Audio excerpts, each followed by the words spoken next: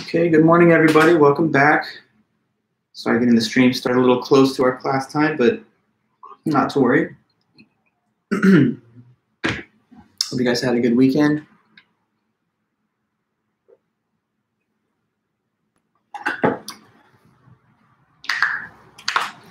And yeah, we'll be good to go in just a minute.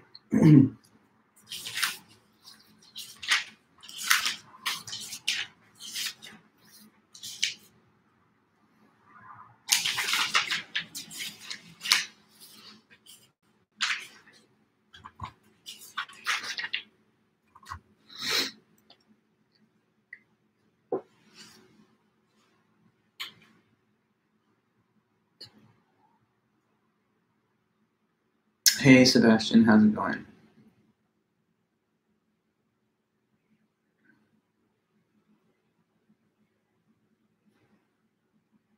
Hey, Zachary, Brandon, all you guys, good to see you.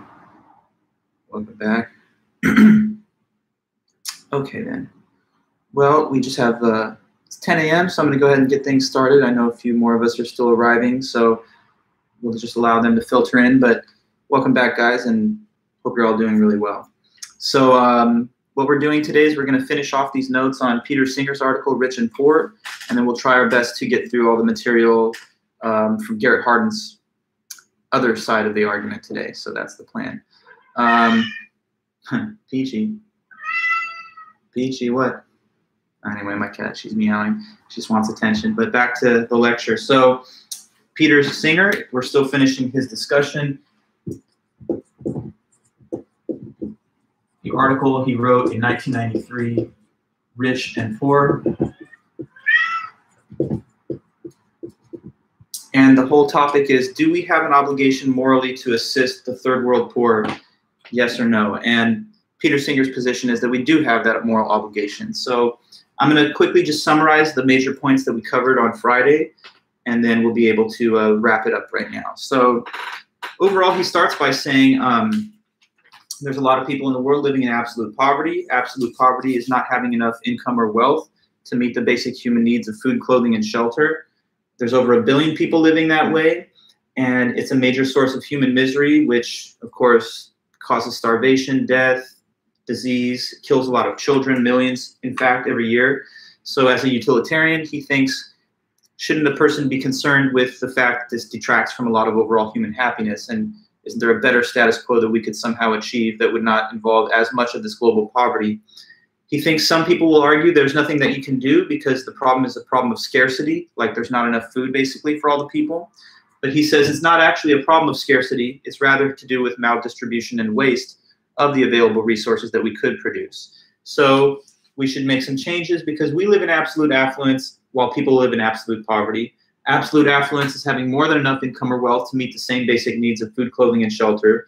And if you compare living that way to people that have, like, I don't know, $350 in purchasing power equivalent of US dollars per year, it's just a massive contrast between the haves and have-nots. So he thinks if we don't give aid, which could prevent some preventable death in the third world, then are we on par with those that kill? Now, he knows that there's differences between killing and failing to assist. So he doesn't want to just come right out and say, yeah, they're the same.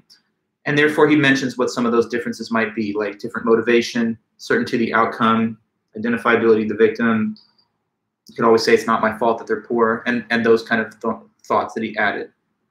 But afterwards, he says, even though these differences exist between killing and failing to assist, they don't really remove all blame from the failure to assist.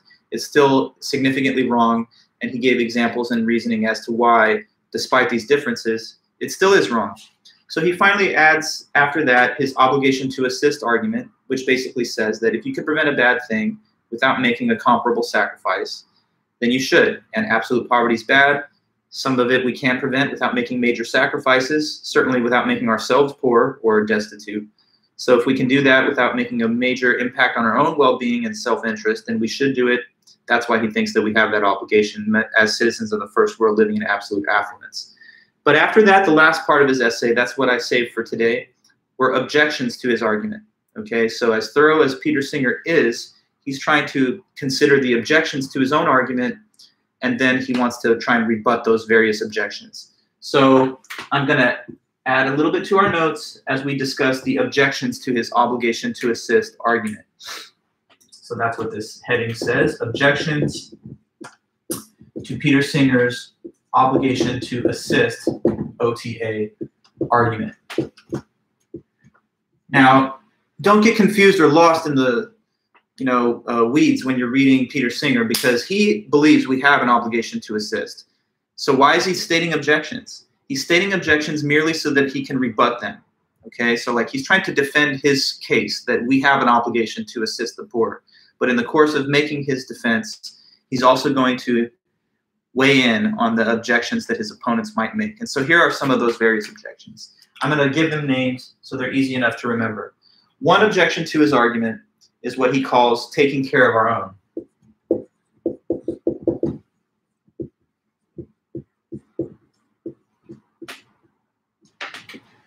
Okay, so the name of the objection is a hint as to what it's going to say.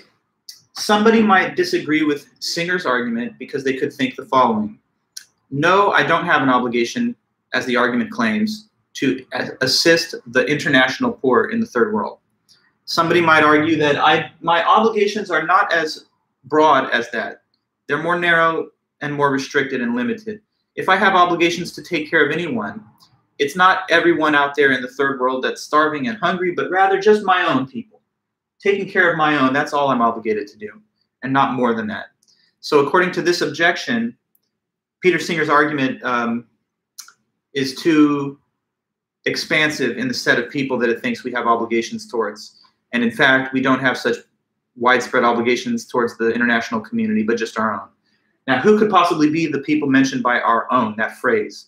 Well, reasonably, that could be a person's family, of course, and friends. And if you wanted to extend the circle of concern a little further, then maybe you could also include within it the domestic poor, the citizens of our own country that are poor, but not more broad than that, not more extensive than that. So the sort of limitation of our moral obligations to care for others would sort of terminate or cease at the borders of our country. So that's one objection. You're only obligated to take care of your own, and that does not include the third world poor. Another possible objection is a property rights objection.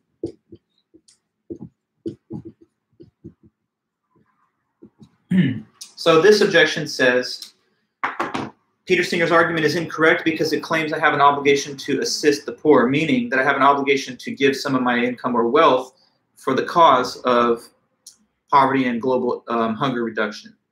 But that would be like saying that I don't have the right to just keep my money and spend it on whatever I want. But of course I have that right. So property rights mean that you're entitled to do as you wish or not do as you don't wish with whatever your property is.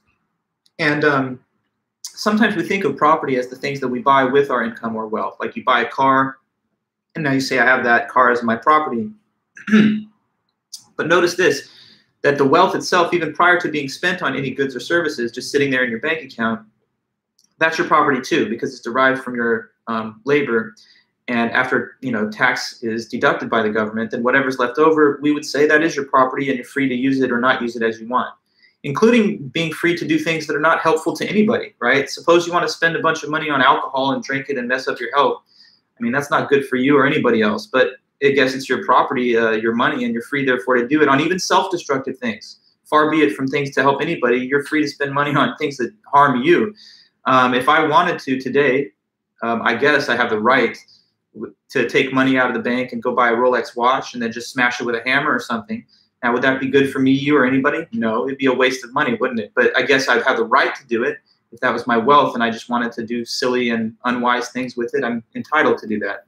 So one could argue that my property rights give me the freedom to do as I wish with my wealth, including not spend it on things that I don't want, or to spend it frivolously, or to spend it on things that have no larger impact on anyone's life, even including mine.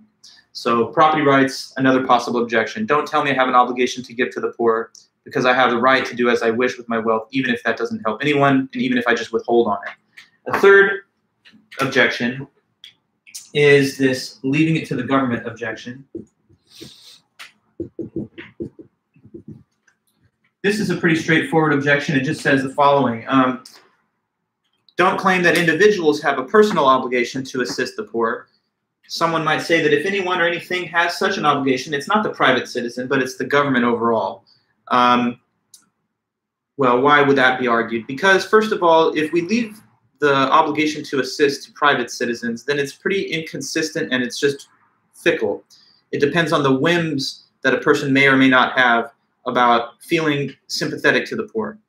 And, you know, that's something that's here today, gone tomorrow for some people anyway. They watch like a documentary, which is making them sad, and they say, I need to give something to the poor. The next day they're watching another movie that seems like life just doesn't matter and it's all just, you know, for nothing. And now they no longer care and they want to not donate. So we would never have like a consistent or steady stream of funding if we leave it to individuals and the whimsical nature of their charitable impulses. Also, if it was done on the basis of a government program, then we're all mutually invested in it on the basis of the tax revenues that are collected from everybody. So it's not like some people have a hand in it and not others. There's also other reasons that some are skeptical about philanthropic charity by wealthy people to the third world.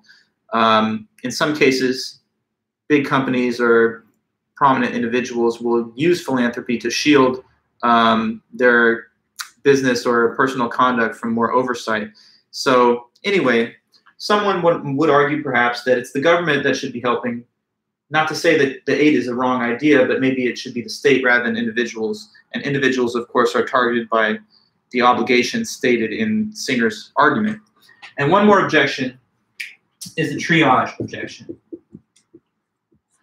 Now, the triage objection is a little complicated, so let me try to explain the whole concept of triage. Triage is a medical policy that is deployed when you have mass casualty emergency and basically you have more sick or injured persons than you have available medical personnel.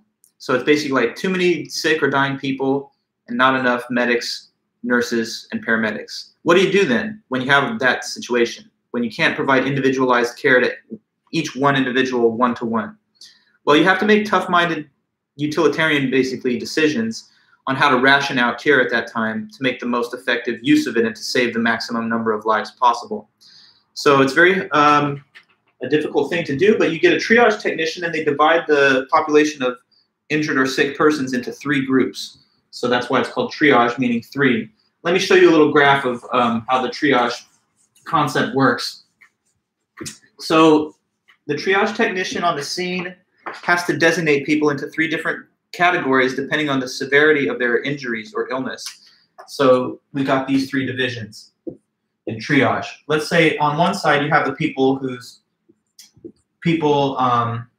with injuries so serious, or illnesses, could be injury or an illness, but people with injuries or illness so serious that they'll probably die, unfortunately, even with help.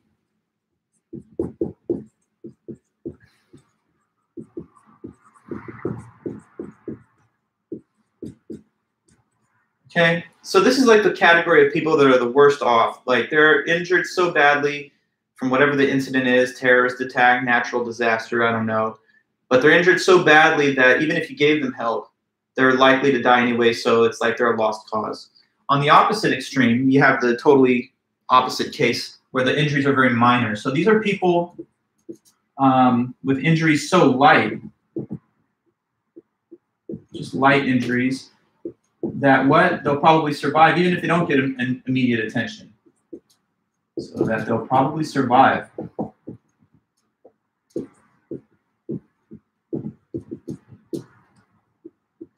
And that would be even without help. So keep in mind, everybody on this spectrum is injured to some degree. But these people are the most minor of injuries. So it's like the walking wounded. These are people who could, in theory, walk off the scene of the incident or battlefield or whatever, and they'll survive. So their injuries are not so pressing that it's a life and death matter, at least not right away. And then here in the middle category, you have an all-important group of people that are right on the bubble. So this is a group of people whose injuries are not so grave that they can't be helped, nor are they so light that they don't really need immediate attention. This is a group of people who will probably die if they don't get help, and they will survive if they do. So people with injuries such that they'll probably survive with help or die without.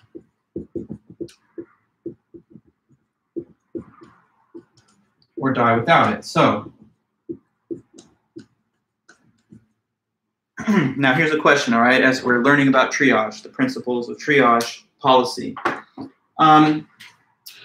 So if you have this wave of arriving medical personnel to try and help out the group that has this set of injuries, tell me, do you think it would be wise to send them all to this category of people first? And let's divert the precious, scarcely available medical resources. We don't have unlimited amounts of it.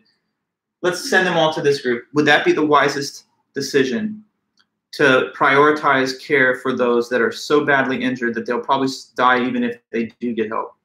Let me know what you think and why or why not. Should we send that critical group of first responders arriving to the most injured people? Okay, so Sydney, you're telling me no, and that is correct. And maybe can we back that up with a little word of explanation, like that's true, but why?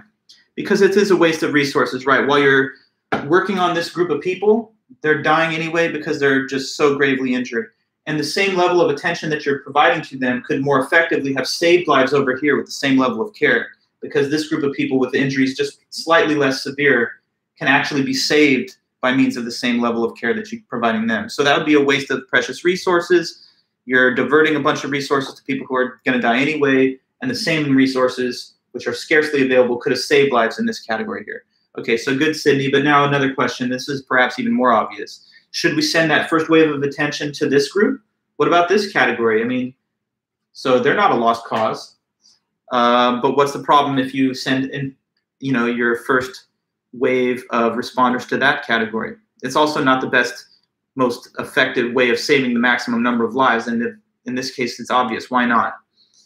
Why is it that we would not make the best use of our resources if we divert them all initially to this group? You say this is a waste of resources, Sydney? Let's just flip the coin and ask, what's wrong with doing it, sending them to this group? Dennis, no, because you're potentially killing the people in the middle who need to get help saved. Well, I wouldn't say killing, but failing to assist them, correct? And so in that case, while you're focusing on this group of people with light injuries that they could basically, they're survivable, this group of people is dying without attention. So the same unnecessary attention they're receiving would have been life-saving attention over here. Very good, yes. So therefore, with triage, the principle always says that you have to designate the three groups and then focus the primary bulk of initial attention to this middle category, this all-important middle category. These are the people that are on the bubble where that medical attention is going to make all the difference between life or death. Over here, it makes no difference between life or death because these people are living anyway. And over here, it also makes no difference between life or death because these people are succumbing to their injuries. This is also a policy that can be used in medical scenarios that don't involve like attacks where everyone is injured, but just everyone is sick. Like take COVID, for example. If we had completely overburdened our hospital system, which could have happened, and in some jurisdictions did in fact happen, then you actually have to use triage to ration care off. So people coming into the hospital that look like they're going to die anyway might not receive the same kind of attention as people that look like they have a survivable case. And people that are showing up with light injuries might be asked to just go back home and quarantine because we can't take the medical resources that are more important to give to a more urgent category. So this is just a well-known policy that is always implemented when you have to try and manage a surplus of injured or sick persons with a deficit of medical personnel and resources. Okay, so how does this then function as an objection to Peter Singer? Keep that in mind because the bigger picture is someone says this is an objection to his obligation to assist argument. Well, it takes a moment of thought, but here's how it functions that way. You could argue that when Peter Singer says, let us help the poorest of the poor in the third world, give money, give food, give aid to prevent the death of people that are facing absolute poverty and starvation, that's violation of logic of triage because it's sort of equivalent to saying, let's try and send resources to the people with the most grave injuries.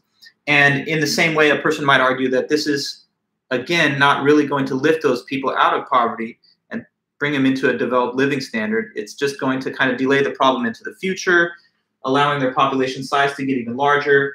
And at some point, there'll be an unsustainable and unmanageable larger cohort of poor and starving people. So by trying to help the people that are the sickest and most poor and likeliest to die, you may feel good about your intervention into their life, but you're not actually solving the root causes of global poverty and hunger. And in fact, you're just artificially expanding and inflating the size of their population. So why would you help the people that are basically a lost cause, that will continue to be poor and starving even after the help in the big picture? Now, of course, first world nations don't need any kind of assistance because they're doing fine. So if any nations or individuals should be the recipients of such aid, it would be those making a transition to a developed standard of living in a transitional state from a third to a first world country. But Peter Singer's argument directs us to help the poorest of the poor.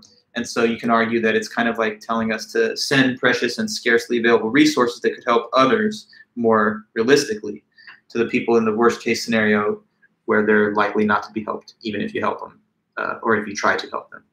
Okay, so that's the triage objection. Now, what are the responses that Mr. Singer gives to all these objections? I just want to take a moment to speak on those, and then that's how he ends his article. So let's go back through them one by one. You heard the objections. How does Peter Singer come back? Well, with taking care of our own, here's what he says. First of all, he says, how close or how far people are away from you geographically maybe makes a difference to how much you're thinking about them, because there's a saying that says out of sight, out of mind. Okay, so because like, you know, starving children in Africa and stuff are out of sight, like you're not looking at them and they're not necessarily on the news usually, then they might not be in your mind. And so you just might not have much time to think about them or care about them. But just if something's out of sight and out of mind, it's far away from you, that doesn't mean it doesn't exist or it isn't real. And so he says these are human beings with human needs. So why is it that just because they're far away, we would say we don't care about them? How is geographic distance relevant to what you should do for people or what they need? What you should do for people, he thinks, should depend on what they need, not on how close or how far away from you they are. And another thing he says is this on the same point. How can you prioritize the needs of your own over the life and death struggles of people in the third world? When we say taking care of our own and you're living in the first world like the United States, your own, your family, friends, and fellow citizens are basically all right. They're doing fine. You know, they're not starving. So how can you say I'm going to care for people that have no real needs over people that are dying? This seems to get the prioritization of needs backwards, attending more urgently to less pressing needs and less urgently to more pressing needs. Finally, he says this. This whole concept that you should only care for people that are within your own nation or within your own family or circle of friends, you know, he says how close or how tied to you through nationality a person is has nothing to do with whether you should help them. And he says it's just as unprincipled and arbitrary as a racial basis for saying I care only for my own. You know, so what if someone said I'm only going to take care of my own, and when I say my own, I mean people who look like me. In my case, that would be, you know, like white people. Now, you would think that's a racial way of thinking. That is a discriminatory way of thinking where you're only showing favor for people of your own racial category. That would not be socially rewarded. We usually frown at a person who expresses or thinks such things. But how is it any different, says Peter Singer, than a person who claims, I only care for my own. When I say my own, I mean my own countrymen or countrywomen. If it's unprincipled and wrong to say I only care for people who look like me, then it's just as much, you know, unjustifiable, says Singer, to say I only care for people who are of my own national category. Just as irrelevant to what people need. So anyway, that's what he says about taking care of our own. The needs of your own are not as pressing as third world. Proximity doesn't matter in terms of what you should do for people. And by the way, distance or nationality is not any more relevant than race, which is also not a justified characteristic to use to determine who you care about. Okay, the second thing he says is property rights. With property rights, his response is this. Sure, you have your property rights, and that does give you the freedom and the right and the liberty to withhold on aid. But the question here is not what you have a right to do, but what is morally the good or bad thing to do. For example, not everything that you have a right to do is something that is good. You have a right, don't you, to drop out of school today. I mean, you're an adult. I know you're in college, and I hope you see it through to its successful conclusion, and I'm sure you will. But I don't disagree, and I'm sure neither do you, that you have the right to stop. If you just felt like, I don't want to do this, I mean, you can't be forced into it against your will as an adult. So you have the right to drop out. But I think it would not be good for you to drop out. So it would be bad for you. It would probably be bad for your future and people who depend on you. So just having the right to do something, more argument is needed to say, by the way, it's also a good thing, all things considered, if I do that thing that I have a right to do. I mean, like I said, I have a right to buy a Rolex watch and smash it with a hammer, but that's not a good choice, and it's not very smart. So just because you have the right to withhold on aid to the third world doesn't mean that it's the best thing for you to do morally. And that's what he's arguing about, not what's the right, but what's the moral choice. Furthermore, he says this on that same point. He knows he's writing this essay to a Western audience where most people are Christians. And so he says, if you really believe in Christian principles and the scriptures, especially in the New Testament, then how can you consistently say, I don't care about the poor, they should get their own money, you know, they don't work hard enough or something, I'm winning, they're losing. That's not what it says in the Bible. If you follow the teachings of Jesus, he says over and over, be thy brother's keeper. It is harder for a rich person to enter the kingdom of heaven than for a camel to pass through the eye of a needle. And, you know, the meek shall inherit the earth. And that's, I mean, that's just scratching the surface. But if you go into the writings, you'll see over and over again that Jesus says you should take supreme concern with the least well-off among us, and you should care for those that are not doing well. So this indifferent attitude, like just take care of yourself and your family and screw the poor people, they're not, you know, they're not working hard enough. That's not anything that's found in the Christian scriptures. So he says, first of all, just having the right to do something doesn't settle the moral question whether you ought to. Second of all, if you're really a Christian, then how can you come out saying nobody should care about the poor and that's their business and it's not my business? So about triage, his response to triage is that the triage critic seems to be worried about overpopulation in the third world, which is fueled in a sense by the provision of international aid.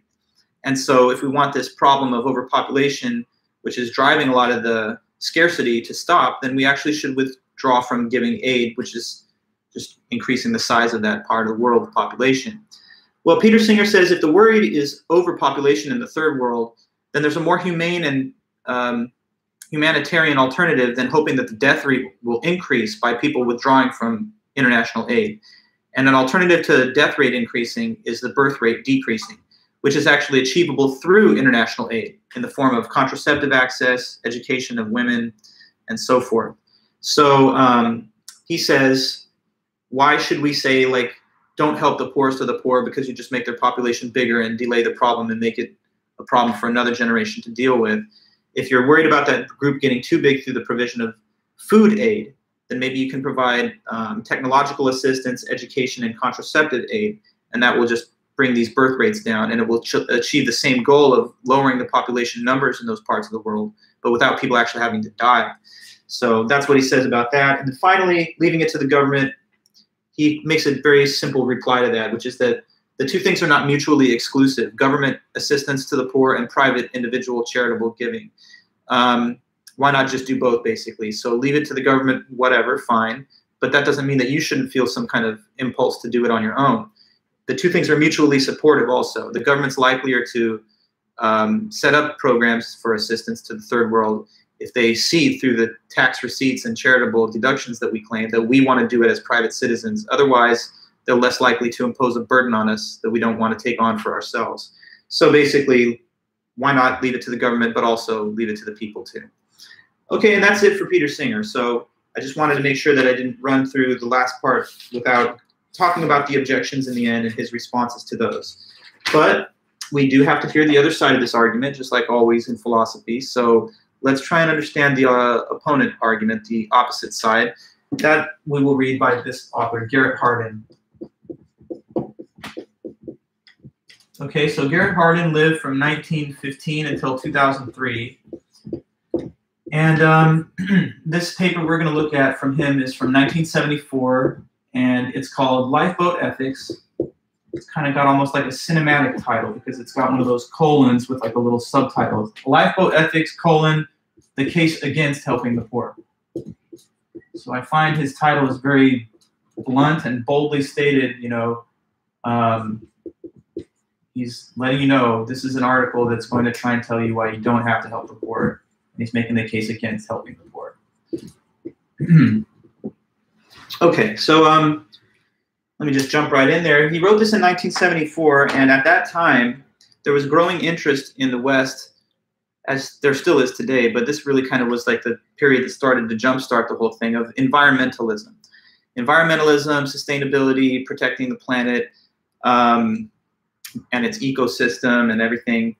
This was an issue that wasn't necessarily on the forefront of consciousness prior to, you know, middle 20th century and, of course, continuing now into the 21st century. Because for so long, you got to imagine that the effects of human industry were not necessarily noticeable on previous generations of humans until we get to about the 20th and 21st century. You know, the industrialization and the carbon generating processes for energy and fuel production were not having the same kind of marked impact on the planet as we started to notice more and more in about the 60s, 70s, and beyond. So this kind of new nascent environmentalist movement was taking shape, and a lot of literature was being produced at the time. Garrett Hardin did not like one metaphor that was popular among those early environmentalist writers. So he targets and attacks this metaphor of environmentalism right at the beginning of his paper. It's the spaceship Earth metaphor. So let me explain that, and I'll put the note here. Hardin, this author, he dislikes the so-called spaceship Earth metaphor of environmentalists.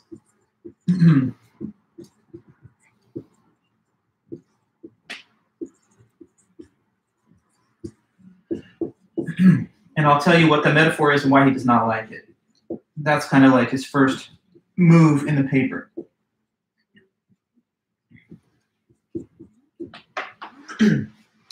Okay, so here's the metaphor. It's basically like a metaphor that says this planet Earth is kind of like a big spaceship that we're all riding along. So you're supposed to imagine that the planet Earth is like our common home. It's one home for all living things, and we share it together. So spaceship is supposed to indicate like we're all riding on this one vessel, and since we all share it on this planet together, then we should treat it as though no one has the right to use, waste, or destroy more than their fair share of the resources. So no individual, nation, or institution has a right to use, waste, or destroy more than their fair share of the world's resources. See yourself as like a member, a passenger on this big ship. If we see ourselves as joined together, floating on this big sphere through space, you know, the planet Earth, as though it was a big spaceship that we're riding on, then that's sort of like a call to sharing of resources, to minimizing waste of available resources, to just be a little bit more aware of your consumer choices and the principle that we should share these resources in common. So that was the message behind the spaceship Earth metaphor. It's one planet, one home, let's share it, let's all, you know, not take more than our fair part.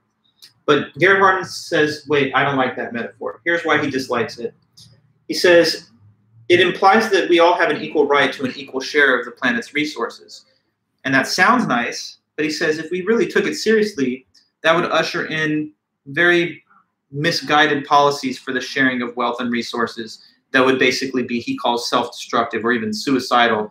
He thinks, like, for example, that would divest wealth from the prosperous nations.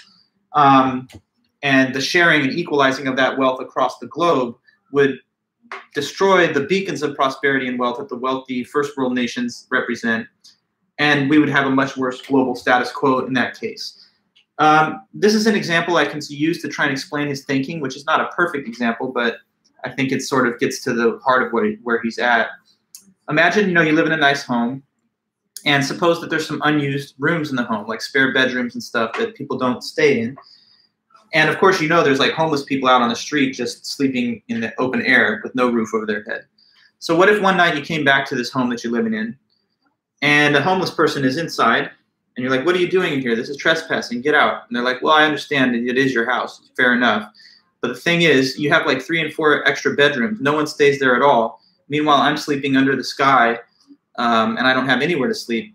So don't you think we should share these resources a little bit? I mean, you have things you're not using, and there's people out here that don't even have anything. So, I mean, I feel like I should have a right to occupy this bedroom if it's not going to be used by anybody. Now, you might feel a sense of sympathy, perhaps, for the person's case, but I'm sure that you would reject that action and say it's illegitimate. You have your private property rights, so you're entitled to have a little bit more greater share of these resources due to your additional wealth and so forth and prosperity than that person does. Without disrespecting or disliking the poor, you would probably think that they don't have the right to all the resources that wealthier people also have. So another reason he doesn't like the spaceship Earth metaphor, not just because he thinks it implies policies of sharing that would be misguided or unhelpful, but also because if it was really a spaceship, then there would be a captain, because a ship can't just be floating out in the ocean with nobody steering it. So you need to have central authority over a so-called ship. But the planet Earth doesn't have a president of the planet Earth. There's no like international authority like a sovereign government that rules the whole planet Earth. We just have a bunch of sovereign states, but no international leader. He notes that there is the United Nations, but the United Nations, he says, is not a true international authority because it can't enforce its mandates except by member agreement of the member nations and treaties. So for all these reasons, the spaceship Earth metaphor, he says, it has some appeal, but it's fundamentally flawed. It doesn't speak to the reality of our circumstances because we can't share all the resources realistically, and also there's no central head of government that presides over this so-called ship. So he says, I've got a different metaphor then for you, which he believes is more appropriate to describing our situation. And so he wants us to ditch the spaceship Earth metaphor and replace it with the lifeboat metaphor. So now I'm going to try and draw that for you. And please bear with me, you know, Peachy, she's always excited to be part of these lectures. But come on, Peach. Peachy, how about this? Why don't you come down here? Okay. Thanks, guys. Okay, so the lifeboat metaphor, right? Here's how it goes. You're going to imagine that each wealthy nation in this planet is symbolized by a lifeboat floating around the ocean. So let's say here is Lifeboat USA. USA. And within the lifeboat, we've got passengers. Come down, Peachy. We got passengers in the boat. Like here's one. That's you. That's me. And then everyone else. Who are these people in the boat? Give them some arms. They are the citizens of the United States. So each wealthy nation stands for a lifeboat floating in the ocean. And the people that are the passengers basically represent, this is a metaphor, but they basically represent the citizens of that wealthy country. Now, every wealthy nation, let's say there's a lifeboat that stands for them. So this is Lifeboat USA, but floating out there somewhere, there's like Lifeboat Britain, Lifeboat Germany, Lifeboat Japan, and other industrialized first world nations. Okay, but that's not the only people that are in this little hypothetical. Let's imagine also that we have some people that are in the water, floating around in the waters of the ocean. And this is a problem, these people, I'm putting a little exclamation points, because they're basically starving, drowning. I shouldn't say starving, let's stick with the metaphor. They're drowning in the water. They're having a hard time staying afloat and staying above the waterline. They're just tossed around in the ocean with no safety, no security. And here we are on the boat, you know, which is nice. The Lifeboat USA is the biggest, nicest one because of the wealthiest nation. So the question he asks is this. From the standpoint of a passenger already currently positioned on the lifeboat, what should you do concerning those that are out there in the ocean? Now, Peter Singer used some statistics and facts to construct his argument that we have an obligation to assist the poor. And Garrett Hardin is going to make use of certain data to try and make the contrary conclusion too. And so here's what he points out, that 2/3 of the world's nations are poor, which is clearly the majority. 1/3 of the world's nations are wealthy, with the United States being the wealthiest of all, right at the top of the wealth pyramid. So he says, see each wealthy nation as a lifeboat full of these citizens of the first world, and the world's poor are those symbolized by those swimming around in the ocean outside the lifeboat, hoping to get in, hoping for some kind of help, some assistance, some lifeline from the people that are in the boat. So a question then framed through this metaphor, what should the passengers of the lifeboat do? What he mentions to us next is that you have to keep this in mind. Any lifeboat or any vessel really, whether it's a boat, car, or submarine, anything, is going to have a limited carrying capacity. So in other words, we cannot support an unlimited, infinite number of people with this boat. The boat has limits. It has a certain amount of space. It has a certain amount of resources. So even if we would like to help everyone that would want help, we basically can't due to these constraints. And the same is true of nations, he says. Even a nation as wealthy and prosperous as the United States, there are also limitations on us, space, money, etc., in terms of how many people we can support through our country. So let's continue to pursue the metaphor further. He gives us some numbers to consider. Suppose that right now in this Lifeboat USA, there's 50 people there on board, and there's a capacity of 60. So right now we have 60, but we have 50 out of a maximum of 60. So there's like spare room for 10, basically.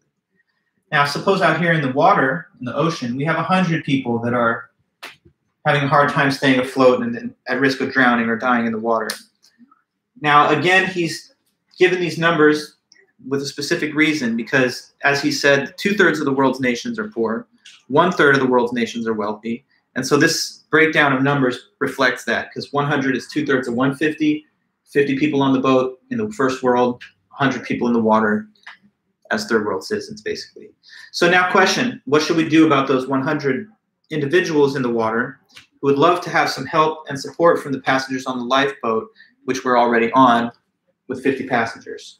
Okay, so one thing about Garrett Hardin's writing, let me just say this kind of like a side point. One thing about his writing that I was not a fan of is just, even when he sometimes is making a decent argument, I feel like he dips too far into like some kind of cynical, dark humor where he wants to use these rhetorical asides to kind of almost make light or make fun of people who have these humanitarian impulses and feelings. Like, you know, it's almost like he wants to call them out for being naive or just foolish or overly idealistic. And that didn't really help support his argument. In my mind, that kind of undermines the effectiveness of his argument because it makes him seem more ideological than just rational. But here's one thing he says at that juncture. He says, okay, so suppose that you want to take in all 100. Suppose you're the kind of person on this boat who says there's 100 in the water. They all have needs. So let's bring up all 100, okay? Well, if you did bring all 100 onto the board of the boat, what do you think would be the problem with that proposal? It's obvious. He's kind of setting himself up here. What do you think? What would be the problem with that?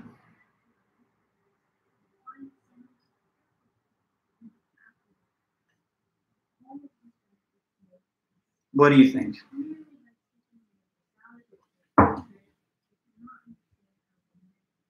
The ship would sink. Yes, it would. The ship would sink because it can't possibly hold 100, right? It's got capacity for 60. Watch out, Peachy. Oh, my goodness.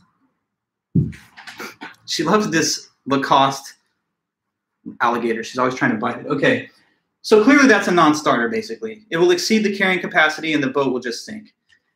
Now, in my mind, though, it's like this is not a realistic analogy because nobody says, when we're talking about international aid, bring everybody on to the country that we're currently a part of. So I feel like he kind of mixes in between the argument against permissive immigration policies and an argument against international aid to the third world. And it's sort of like he just kind of ambiguously blurs the line between the two totally separate concepts. There's also no policy proposal that is equivalent to like overloading the capacity of the United States with too many third world citizens.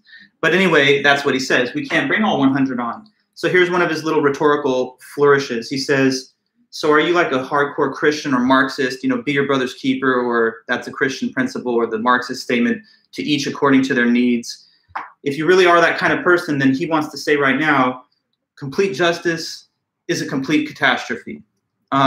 So you believe that's complete justice? Ha ha, justice is a catastrophe. So it's like rhetoric. So look, obviously that's not going to work. We can't let in all 100, basically. What's an alternative to that that might work? Well, he tries a second possible option. How about just bring 10 on? Because there's still room for 10 more. And that would not overload the capacity of the boat. So why not just bring in 10? Well, the first thing he says is it's going to be kind of hard to decide which 10. And the other 90 are going to feel like somewhat left out, that it was arbitrary. Like, how could you have selected these other people instead of me? In my view, though, I don't know if that's the most important objection to make, because you could devise some kind of system, even if it was a lottery or a randomized system. So let's suppose you invent some method to accept 10. He still doesn't like that option, and here's why. He says when you bring 10 on, now it's 60 out of 60, so it's filled to the brim, full to capacity. And that actually, he says, eliminates a little bit of the quality of life for the people that were already on the boat before, because now you don't have additional room, and you've compromised the so-called safety factor, which is an engineering principle which says that you'd like to have a little bit of spare room in any kind of vessel that holds people in case of the need for like an orderly evacuation or in the event of an emergency. Sometimes you walk into like a lobby or a classroom even, and there's a note from the fire marshal in a public building, and it says, do not exceed capacity of blank number of people. And so you can argue that by filling this boat to capacity, it's no longer quite as safe and secure for the people that were on it before. So he says the only way to ensure the continued survival, prosperity, and so forth of the passengers already on the boat is to take the harshest option of all and not let anybody on and stay vigilantly on guard against anybody that would board without permission. Now he says this is going to seem abhorrent to some people because that's like just turning away people who have needs that are life and death needs.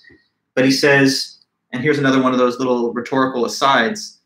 He says, if you really felt so guilty about your good fortune to be a person that's like prosperous and just born on this boat, if you look at people in the third world and you're like, how is that fair that they're starving while I'm living well just because of the circumstances of where we were born?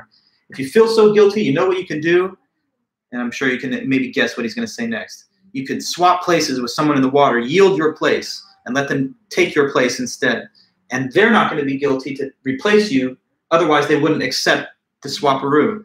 But, you know, again, I feel like this is basically he's just trying to tap into that whole love it or leave it sentiment that many people will give when they complain about the inequities of the world and being a beneficiary of all this first world prosperity. It's like, oh, well, if you're that guilty about your good scenario and your good luck, then just leave and let someone take your position instead. But that's pure rhetoric because, again, it doesn't correspond to any kind of real world policy. There's no system or policy in place which allows me as a first world citizen to say to some person in the third world, would you like to take my citizenship and we can just trade and I'll be a third world citizen and you'll be, you know, an American citizen with all the rights that I had before. So again, it's like he's kind of criticizing people who would like to help those in the third world. But the way that he puts the criticism on the page, it starts to become disconnected from any realistic analysis of what the policy options actually are. Anyway, though, that's his basic metaphor, the metaphor of lifeboat. And with that in place, he continues to discuss how it applies to the situation of the rich and the poor nations. So, for example, now, he tells us about the differing rates of reproduction that exist in the first and third world. Some of these parts of his argument are at least, you know, supported by statistics. So let me ask you guys this. So what about reproduction rates in the first and the third world? Where do you think reproduction happens more rapidly? In the wealthy first world countries or in the poorer third world countries? What do you think if you had to guess? Where would you say reproduction happens more rapidly, quickly, more babies being born? Wealthy countries or poor countries? Where's there more reproduction going on? It is in the third world. That's right, Cordy. Yes. Now, not everybody is aware of that, but it's true. And there's all kinds of reasons for it. First of all, in these parts of the world, infant mortality is much higher, meaning children dying in young infancy level of life happens much more often than in the first world. So people will sometimes have additional children just to offset the possible losses that can happen in early life. Also, in these parts of the world, women are usually not as fully equal to men in social standing, and therefore statistics and studies also show that when women have less independence and equality in a society, they don't have the same ability to give input into family planning decisions, which also results in larger family size as well. Contraceptive access is not as easy and reliable to gain access to in many of these parts of the third world as well. And sometimes people will like to have larger family sizes because people have to band together in communal living situations, pooling together income to survive. So there's all kinds of different reasons, therefore, that actually people have more children in the third world than in the first world. And in a way, that's kind of tragic and unfortunate because it means that in the exact parts of the world where people have the least ability to care for a large burgeoning population, that's where most of the children in the world are being born. And in first world nations where people have the means to take care of and support children, they're having fewer of them. But anyway, I digress. So he talks about the population size doubling and how often that happens. The population times 2, so doubling in wealthy nations, it takes quite a while, about 87 years. If current rates remain unchecked, we assume that at some point there's going to be an upper boundary to that because we can't just have unlimited population growth forever. But under the current analysis, it's around 87 years for the population of a rich country to double in size. But poor countries, same thing, happens much, much faster, around every 35 years. So this is just me saying approximately equal to 35 years. So what he says is, think about it. If these rates remain stable, then imagine we set up an assistance program today, which gives from 300 million donors in the United States, first world country, to 300 million recipients in 7 poor countries in the third world, which have a total population of 300 million. So on day 1 of this program that starts today, we will have a ratio of donors to recipients 1-to-1, right? Because that's just what I stipulated. 300 million US citizens give to 300 million poor recipients scattered throughout 7 countries in the third world. So the ratio today on day 1 is 1-to-1. But how about 87 years later? Will it still be 1-to-1? Well, no, because let's say in 2108, 87 years from now, the population of the US would be from 300 million to like 600 million. So we've doubled. But the cohort that we started with doubled 35 years in to 600 million. Then another 35 years, that's 70 years into the process, they've doubled again to 1.2 billion. And now with 17 years remaining in the cycle, they've gone halfway through a third cycle of doubling. So what started as a 1-to-1 ratio of donors to recipients is now like 1-to-4 or even worse. So what he says is then, if we wanted to assist the third world poor, we would assign ourselves an ever-increasing philanthropic burden that would eventually become too unsustainable to manage as the poor parts of the world overpopulate on the basis of the aid they receive. And then when aid is withdrawn because the cohort is too large, it will affect an even larger cascade of dying off than would have happened if the aid had never been provided in the beginning and the size of this group had not grown so artificially large.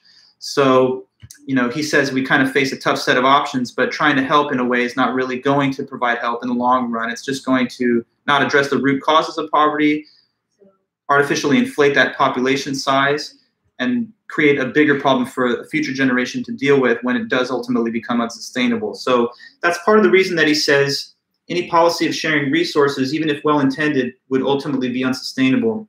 Now, I'm going to wrap up the last few points in his article at the beginning on Wednesday. There's pretty much it. There's not much more to say. But one thing I'd like to just mention as I'm closing here is that I don't agree with some aspects of his reasoning here. He helps himself to these statistical claims. But one thing that's built into his claim is like the assumption that poor nations are poor today, poor tomorrow, and poor forever. So like he does not imagine any movement is possible from a third to a first world living standard. If that movement were possible, then we would not expect the poor nations to continue to reproduce at such rapid rates. But as they enter the ranks of the industrialized first world countries, their rates of reproduction and population increase would decline in conformity with what we've seen in all these other first world countries, which was what everyone should want if the concern is with overpopulation. So I think he sometimes helps himself to uncharitable assumptions about the future characteristic of these nations and their economic outlook.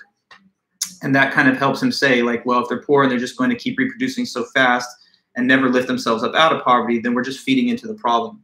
But I think he's, again, providing himself with assumptions that assist his argument that are not, in my view, grounded in the objective reality.